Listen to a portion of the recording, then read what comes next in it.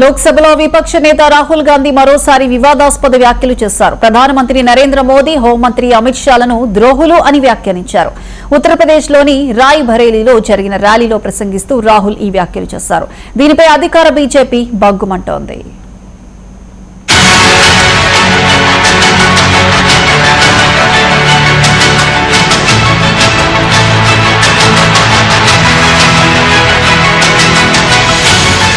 మోదీ, అమిత్ షాలు ద్రోహులు. BJP, RSS వ్యక్తులు ఎప్పుడు వచ్చినా ఈ విషయాన్ని బహిరంగంగా చెప్పండి రాహుల్ పిలుపునిచ్చారు. రాయ్బరేలీలో నిర్వహించిన బహుజన స్వాభిమాన సభలో ఆయన చేసిన వ్యాఖ్యలు కలకలం రేపుతున్నాయి. ప్రధాని, హోంమంత్రి రాజ్యాంగంపైన దాడి చేశారు. అదాని, అంబానీ వంటి కొందరు పారిశ్రామికవేత్తలకు దేశ సంపదను అమ్ముకున్నారని విమర్శించారు. అడ్డు అదుపు లేకుండా పెరిగిపోతున్న నిత్యావసర ధరల పెరుగుదల వల్ల సామాన్యులకు ఎదురయ్యే ఇబ్బందులను కూడా రాహుల్ ఈ సందర్భంగా ప్రత్యేకంగా ప్రస్తావించారు. దేశంలో ఆర్థిక తుఫాను ముంచుకొస్తోంది. వచ్చే 3-4 నెలలు ఎన్నడూ చూడనంత స్థాయిలో ద్రవ్యోల్బణ ప్రభావాన్ని చూడబోతున్నారు. రాబోయే రోజుల్లో గ్యాస్, ఆయిల్, ధాన్య ధరలు ఎంత పెరుగుతాయో మీరే చూస్తారు. ఇలాంటి సమయంలో ఉత్తుత్తి నినాదాలు దేశాన్ని కానీ రాజ్యాంగాన్ని కానీ పరీక్షించలేవు. మోదీ ఆర్థిక వ్యవస్థను పారిశ్రామికవేత్తలు అమెరికాకు అప్పగించేశారు.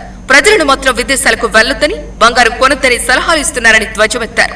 इटली जाने से पहले, मेलोनी जी से मिलने से पहले उन्होंने हिंदुस्तान से कहा कि देखो आर्थिक तूफान आ रहा है, कम पेट्रोल का प्रयोग करो, सोना मत खरीदो, इलेक्ट्रिक गाड़ी खरीदो और विदेश में दौरा मत करो।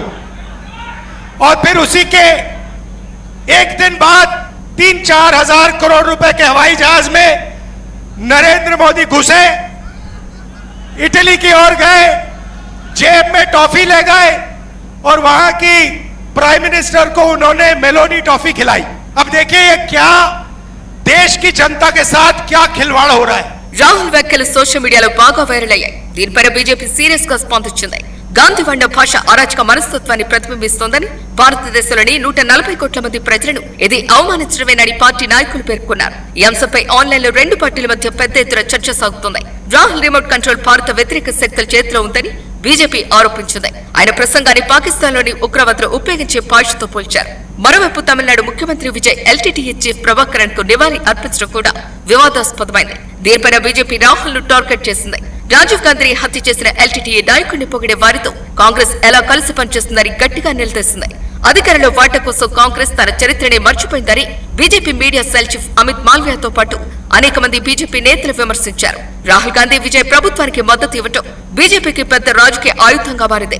తండ్రిని చంపిన సంస్థపై సాఫ్ట్ కార్నర్ ఉన్న వారితో కాంగ్రెస్ చేతులు కలిపింది అన్న నెరేటివ్ ను సోషల్ మీడియాలో బీజేపీ గట్టిగా వినిపిస్తోంది. ఇది కేవలం తమిళనాడు రాజకీయాలకే కాదు, జాతీయ స్థాయిలో కూడా కాంగ్రెస్ ను ఇబ్బందులు పెట్టే అంశంగా మారనుంది. విజయవర్గం మాత్రం తన చర్యలను సమర్థించుకుంది. ఇది వ్యక్తిగతంగా ప్రభాకరన్ ఉద్దేశించింది కాదు, శ్రీలంక తమిళుల బాధల పట్ల సంఘీభావం అన్న వివరణ ఇచ్చింది.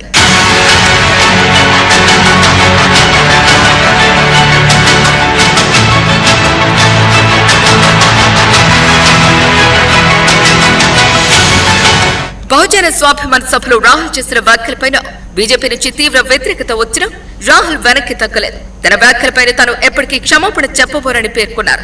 మోదీని విమర్శిస్తూ రాహుల్ విమర్శించడం కొత్త కాదు. పార్లమెంట్ లోపల వెలుపల అనేక సందర్భాలు విమర్శలు చేయటం అందరికీ తెలిసిందే.